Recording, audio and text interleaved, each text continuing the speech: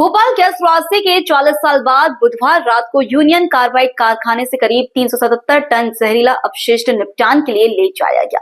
जहरीले अपशिष्ट को 12 सीलबंद कंटेनर ट्रकों में भोपाल से 250 किलोमीटर दूर धार जिले के पीतमपुर औद्योगिक क्षेत्र में ले जाया जा रहा है।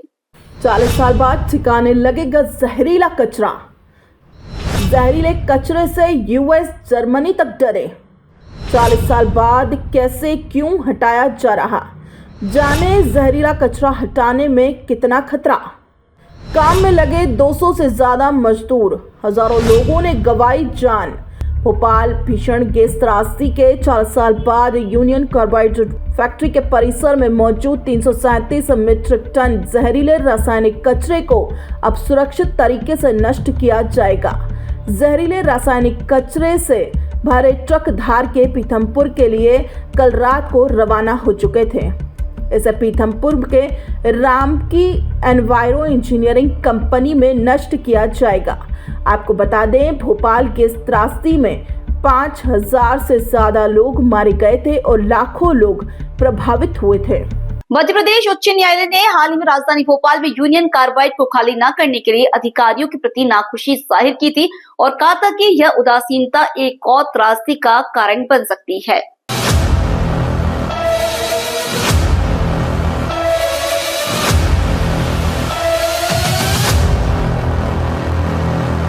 दो और 3 दिसंबर 1984 की दरमियानी को भोपाल में यूनियन कार्बोहाइड्रेट कीटनाशक कारखाने में अत्यधिक जहरीली मिथाइल MIC गैस का रिसाव हुआ था, जिसमें कम से कम 5479 लोग मारे गए थे और हजारों लोग अपंग हो गए थे। इसे दुनिया की सबसे बड़ी औद्योगिक आपदाओं में से एक माना जाता है। भोपाल गैस त्रासदी राहत एवं पुनर्वास विभाग के निदेशक स्वतंत्र कुमार सिंह ने कहा, कचरा ले जाने वाले 12 कंटेनर ट्रक रात करीब 9 बजे बिना रुके सफर पर निकल पड़े हैं। वाहनों के लिए ग्रीन कॉरिडोर बनाया गया है, जिसके 7 घंटे में धार जिले के पीथमपुर औद्योगिक क्षेत्र में पहुंचने की उम्मीद है। उन्होंने कहा कि 100 लोगों ने कचरे को पैक करने और ट्रकों में लादने के लिए 30 मिनट की पाली में काम किया। ये लोग रविवार से इस काम में जुटे थे। उन्होंने कहा, उनकी स्वास्थ्य जांच की गई और हर 30 मिनट में उन्हें आराम दिया गया। मध्य प्रदेश उच्च न्यायालय में 3 दिसंबर को जहरीले कचरे को स्थानांतरित करने के लिए 4 सप्ताह के समय सीमा तय की गई थी और सरकार को चेतावनी दी गई कि अगर उसके निर्देश का पालन नहीं किया गया तो अवमानना की कार्रवाई की जाएगी। मध्य प्रदेश हाई कोर्ट ने भोपाल गैस त्रासदी के 40 साल बाद भी यूनियन कार्बोहाइड्रेट कारखाने के जहरीले कचरे का निपटारा नहीं होने पर नाराजगी जताते हुए 3 दिसंबर को राज्य सरकार को निर्देश दिया था कि इस कचरे को तय अपशिष्ट निपटान इकाई में 4 हफ्तों में भीतर भेजा जाए। भोपाल में 2 और 3 दिसंबर 1984 के दौरान रात में जहरीली गैस मिथाइल आइसोसाइनेट का रिसाव हुआ था। दुनिया की सबसे भीषण औद्योगिक त्रासदियों में गिनी जाने वाली इस घटना में 5479 लोगों की मौत हो गई थी और 5 लाख से अधिक लोग स्वास्थ्य संबंधी समस्याओं और दीर्घकालिक विकलांगताओं से पीड़ित हो गए थे।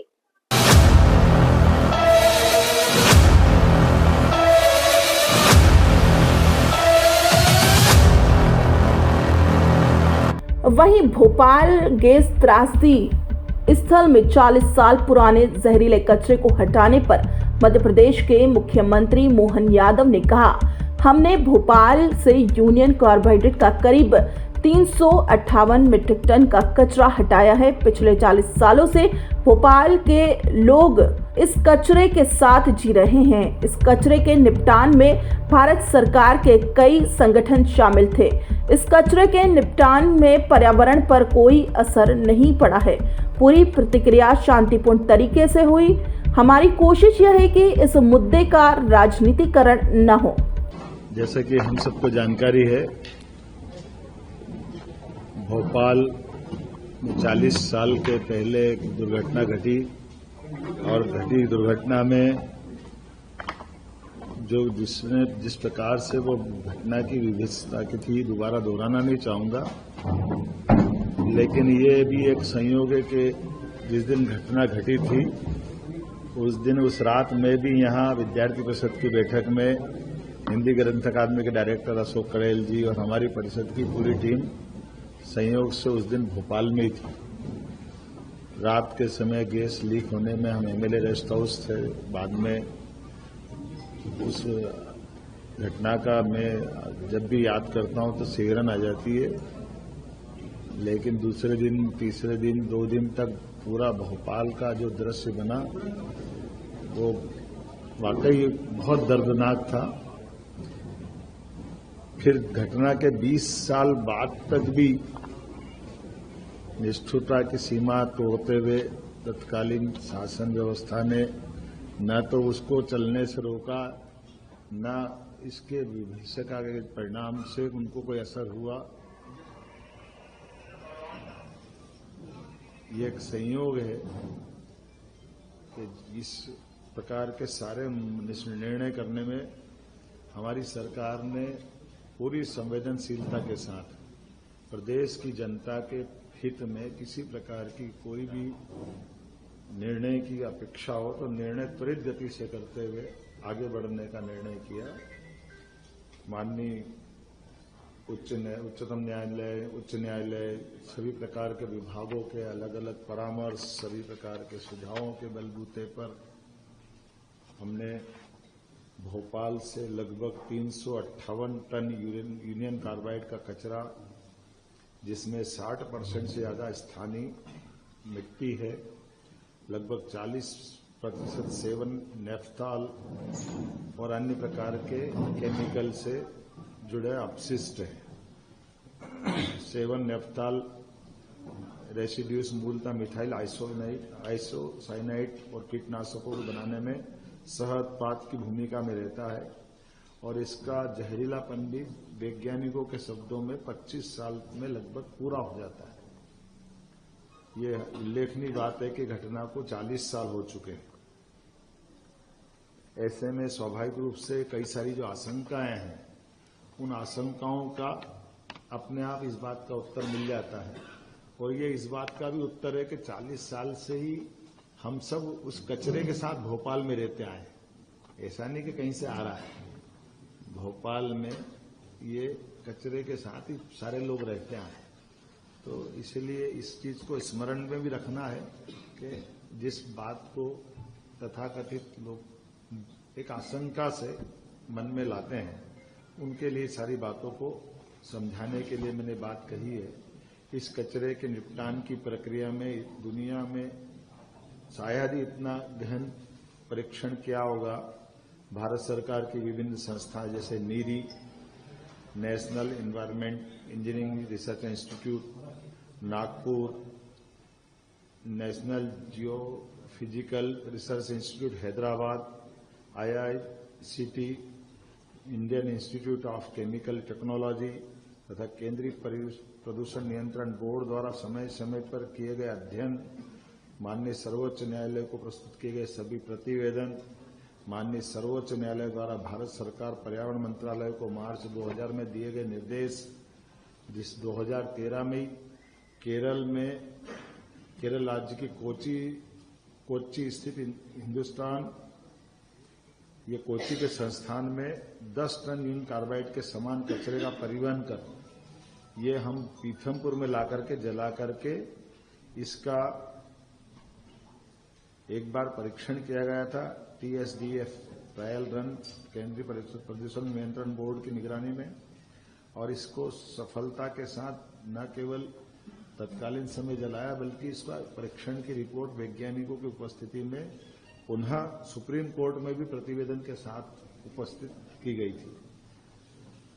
सर्वोच्च न्यायालय द्वारा प्रतिवेदन के निष्कर्षों के आधार पर 2014 अप्रैल में पुनः UCIL कचरे का 10 मीट्रिक टन ट्रायल भारत सरकार पर्यावरण वन जलवायु परिवर्तन मंत्रालय नई दिल्ली के निगरानी में TSDF पीथमपुर में पुनः इस प्रकार का इसका परीक्षण किया गया था और वीडियोग्राफी भी कराई थी और उसके समस्त निष्कर्षों को शपथ पत्र के माध्यम से सुप्रीम कोर्ट में प्रस्तुत किया था। अगस्त 2015 में ये ट्रायल रन सफलतापूर्वक किया जाकर के केंद्रीय प्रदूषण नियंत्रण बोर्ड द्वारा प्रायोगिक निपटान की समस्त रिपोर्ट पुनः सुप्रीम कोर्ट में हमने प्रस्तुत की। इन समस्त रिपोर्ट में से स्पष्ट रूप से उभरकर सामने यह आया, इस कचरे के निपटान से वातावरण में कोई किसी प्रकार का नुकसान स्पष्ट नहीं हुआ है और माननीय उच्चतम न्यायालय ने सभी रिपोर्ट के गहन परीक्षण के पश्चात ही आगे बढ़ने के लिए और उसे नष्ट करने के लिए हमें निर्देशित किया। इन सब कोर्ट और जानकारी के बाद ही चीफ सेक्रेटरी को बताया गया था कि आसपास के गांवों के स्वास्थ्य संबंधी परीक्षण, फसल की उत्पादकता पर प्रभाव, केंद्रीय जल स्रोतों के गुणवत्तापूर्ण परीक्षण और तीनों विधाओं में पाया गया कि ये इस प्रकार की कोई भी रिएक्शन, कोई भी नुकसान, नकारात्मक परिणाम नहीं आए और इसीलिए इस कचरे निपटान की सारी प्रक्रिया में शासन ने हमारी अपनी गंभीरता रखते हुए इस तरह से बढ़ने का प्रयास किया कि सालों पुरानी एक परेशानी, इस परेशानी से निपटने के लिए योग्य मार्गदर्शन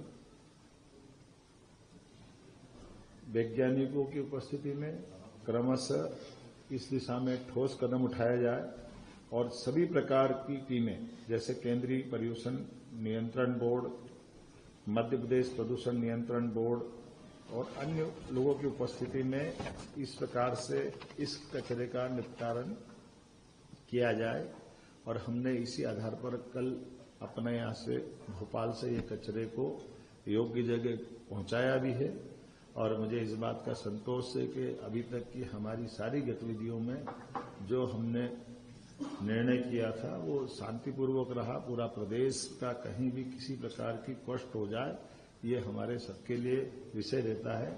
इसीलिए हमने हमारे यहाँ के बाद दोपहर में हमारा प्रयास भी है कि हम सभी लोगों को विश्वास में लेके चलें, सभी लोगों को सारी जानकारी पारदर्शिता के साथ सामने रखें और इस मुद्दे का राजनीतिकरण न होने दें, क्योंकि ये जो केवल तात्कालिक रूप से लोग राजनीतिकरण करते हैं, लेकिन लंबे समय तक हमको अगर आगे बढ़ना तो गंभीरता के साथ बढ़ना और सभी जनप्रतिनिधियों को भी विश्वास में लें।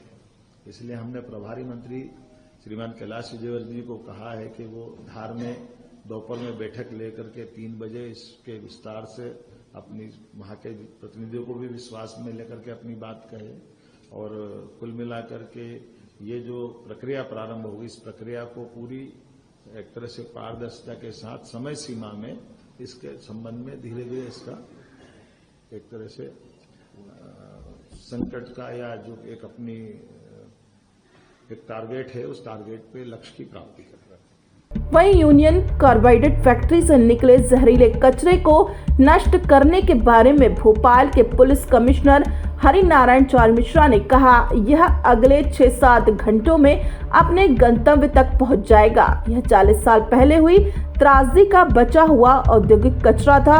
आने वाले दिनों में एसओपी के तहत अवशेषों को नष्ट किया जाएगा। अगले 6-7 घंटों में अपने गंतव्य पर पहुंच जाएगा। यह एक खासतौर पे औद्योगिक कचरा था जो औद्योगिक त्रासदी थी 40 साल पहले हुई थी, उसके कुछ अवशेष में से था और इस अवशेष को समाप्त करने की दिशा में आज का दिन बड़ा निर्णायक है, जहां पर पहुंचा करके इसको निर्धारित प्रक्रिया से निर्धारित एसओपी के अंतर्गत इस अंतिम अवशेष को आज नष्ट कर दिया जाएगा। आने वाले दिनों में नष्ट कर दिया जाएगा। ग्रीन कॉरिडोर बनाया गया, कितना बल? यह लगभग 250 किलोमीटर के आसपास का ग्रीन कॉरिडोर है, जिसमें ये बनाया गया है और आने वाले कुछ घंटों में 6-7 घंटों में गंतव्य तक इन औद्योगिक अवशिष्टों को पहुंचा दिया जाएगा। कितना बल है सर? के पुलिस बल भी लगभग 50 के आसपास का बल भी लगाया गया है। साथ में भी चल रहे हैं पुलिस अफसर? साथ में पुलिस का बल भी है, जो कि एक जो इसकी एसओपी है उसको निर्धारित तरीके से पहुंचाने में मदद करेगी। कितने बजे तक पहुंच जाएगा सर? ये अगले 5-6 घंटों में गंतव्य तक पहुंच जाएगा।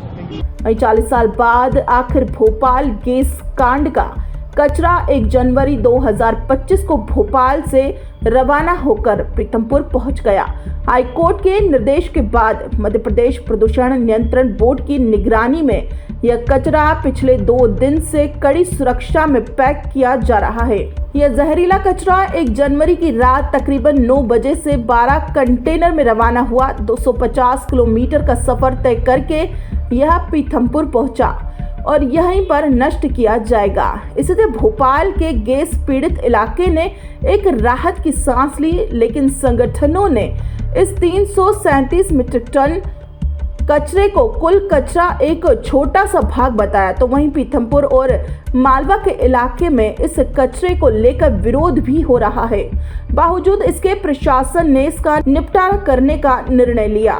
वहीं जीतू पटवारी ने सरकार को आड़े हाथों लिया और कहा कि एक जीते जागते समृद्ध शहर को जहर देने की सरकारी साजिश है और मैं इस साजिश का विरोध करता हूं। अब यदि इंदौर के भविष्य को बचाना है तो सभी को एक साथ आना होगा।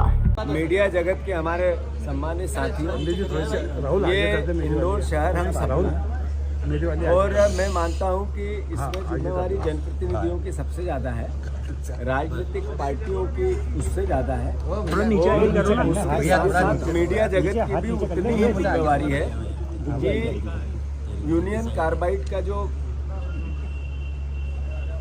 कचरा है उसको जलाने को लेकर कोर्ट के आदेश से सरकार ने पीथमपुर में राम की कंपनी में भेजा गया, जो एक रात में आज आकर डंप हो चुका है। सवाल ये है कि राम की यहाँ से 30-35-40 किलोमीटर, इंदौर से 30 किलोमीटर दूर है, तो इंदौर शहर पे इसका असर क्या हो? तो जो मैं आप सबके सामने बात करने की कोशिश कर रहा हूँ, ये राजनीतिक फुट देने का इसके पीछे लॉजिक नहीं है। जब मेरी ताई से बात हुई तब भी यही बात हुई कि हमें इसको राजनीतिक मुद्दा नहीं बनाना है, इंदौर का मुद्दा बनाना है। क्यों बनाना है? ये इसलिए कि आज से कुछ साल पहले रामकी में 10 टन कचरा जलाया गया। अगर आप प्रत्यक्ष रूप से रामकी के आसपास से 6-7 किलोमीटर के रेडियस में जाके रिपोर्टिंग करोगे तो आपको पता चलेगा कि वहाँ फसल जो 5 कुंटल होती थी वो 1 कुंटल होने लगी। जो पानी था वो पीने योग्य नहीं बचा ट्यूबवेल का। जो असर होना था 10 टन इसलिए जलाया था कि इसके असर को चेक करना, तो असर हुआ। अब सवाल ये है कि इतना कचरा जलेगा या डिस्पोजल होगा या इसका किसी भी विधि से, वैज्ञानिक विधि से ये इसका डिस्पोजल होगा। स्वाभाविक है कि कम से कम असर हो, इसकी प्रयास सरकार करेगी।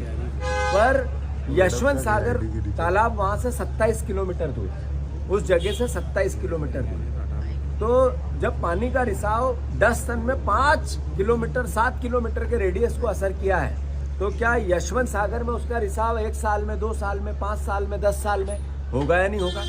और जब उसके यशवंत सागर यही शहर पीता है, यहीं पे यूज होता है, उपयोग होता है, तो इसका असर हमारे परिवार पे कितना होगा, आपके परिवार पे कितना होगा, इंदौर शहर के परिवार पे कितना होगा? तो इसका एक्सपर्ट्स जितने हैं उनसे जब तक इस बात का क्लियरेंस नहीं हो कि इसका असर कितना होगा, तब तक ये कचरा डिस्पोजल नहीं होना चाहिए। एक दूसरी बात, ये कांग्रेस और बीजेपी का मुद्दा नहीं है, ये मुद्दा है इंदौर शहर का। इसलिए मैंने कहीं से आग्रह किया, मैंने और भी जनप्रतिनिधियों से बात की, सारे हमारे जितने बीजेपी के आज चुनाव जीते हुए परिवार के साथी हैं उनसे भी कई लोगों से मेरी बात हुई और सबसे मैंने आग्रह किया कि इसको आप लोग आगे बढ़ के इसको थोड़ा डील करें। अभी मुख्यमंत्री जी ने भोपाल में इस पर अपनी बात रखी है और उन्होंने कहा कि हम जनता को समझाएंगे कि इसका असर नहीं होगा। बिल्कुल मुख्यमंत्री का दायित्व है और हम भी विपक्ष में जनप्रतिनिधि हैं, तो हमारा भी दायित्व है कि आखिर अल्टीमेटली डिस्पोजल तो होना है, पर कहाँ होना है, कैसे होना है, इसका असर कैसे नहीं होगा, ये सवाल बनते हैं। तो मैं मानता हूँ कि एक एक्सपर्ट्स की टीम बनानी चाहिए, फिर से इसका परीक्षण होना चाहिए, पिछला जितना हुआ उसका कितना असर हुआ इसका जनता के डोमेन में बात आनी चाहिए, और फिर ये होगा तो क्या असर हो सकता है आज कल परसों 10 साल बाद 5 साल बाद उसकी भी क्लियरिटी होनी चाहिए। अगर इसकी इतनी शंका है, भी कोरोना आया तो किसी को पता नहीं चला था कितना असर आया, सैकड़ों हजारों लोग चले गए हमारे बीच में से, हमारे ही परिवार के। तो जिस बात का असर कितना होगा पता नहीं है, तो फिर हम ये रिस्क क्यों लें, ये सवाल है। और फिर यहीं पे क्यों पीथमपुर आज बंद है, धार में इसका विरोध हो रहा है, इंदौर में इसका यशवंत सागर और इंदौर जिले के सारे बेटवा क्षेत्र में असर होगा, और वही पानी हम यहाँ पियेंगे तो इंदौर शहर में होगा। इसलिए मेरा सारे मीडिया जगत के साथियों से आग्रह है, आप लोग भी इसमें बढ़ चढ़ कर हिस्सा लें। ये कोई राजनीतिक मुद्दा नहीं है, कोई कांग्रेस और बीजेपी के हिस्से से हम सवाल खड़े करें, अभी वो परिस्थिति नहीं है। मैं मुख्यमंत्री से आग्रह करता हूँ कि आपका इसका निष्पादन का क्लियरिटी करके लोगों को अंडरस्टैंड करना, समझाना आपका दायित्व हो सकता है। आदरणीय कैलाश विजयवर्गीय जी वहाँ के प्रभारी मंत्री है, वो धार में जाके समझा सकते हैं। आप यहाँ के प्रभारी मंत्री हैं, यहाँ पे बात कर सकते हैं। पर जब तक ये कचरा डिस्पोजल की प्रोसेस चालू नहीं हो, आपने डंप कर दिया एक रात में, जो गलत था। एक रात में डंप करना गलत था, क्योंकि वहाँ विरोध हो रहा था। मैं खुद भी गया था, ये पूरे एरिया में मैं खुद घूमा था। वहाँ आज जो बंद है, इसमें भी मेरे भी निर्देश थे कि बंद करा। इसके पीछे केवल और केवल लॉजिक ये है कि आज समय चला जाएगा, डिस्पोजल कचरे का किसी न किसी रूप में हो जाएगा। फिर 10 साल बाद क्या आने वाली जनरेशन पूछेगी कि उस समय के जनप्रतिनिधि क्या कर रहे थे, उस समय की जनता क्या कर रही थी, हमारे पत्रकार बंधु क्या कर रहे थे, विरोध क्यों नहीं हुआ। तो फिर अपने आप को हम दोषी पाएंगे। तो ये आप सबको इसको राजनीतिक बनाना है। ये इंदौर शहर का मुद्दा है। इस पर अभी भी जो निर्देश मिले या उनसे मेरी चर्चा हुई या हमारे आपस में कन्वर्सेशन हुआ, यही हुआ। जो और जनप्रतिनिधि बीजेपी के से बात हुई, उनसे भी यही हुआ। और मैं आपसे भी आग्रह यही कर रहा हूँ कि ये राजनीतिक मुद्दा नहीं है, इंदौर शहर का मुद्दा है। भोपाल से खबर सूत्र के लिए संजना प्रियानी की रिपोर्ट।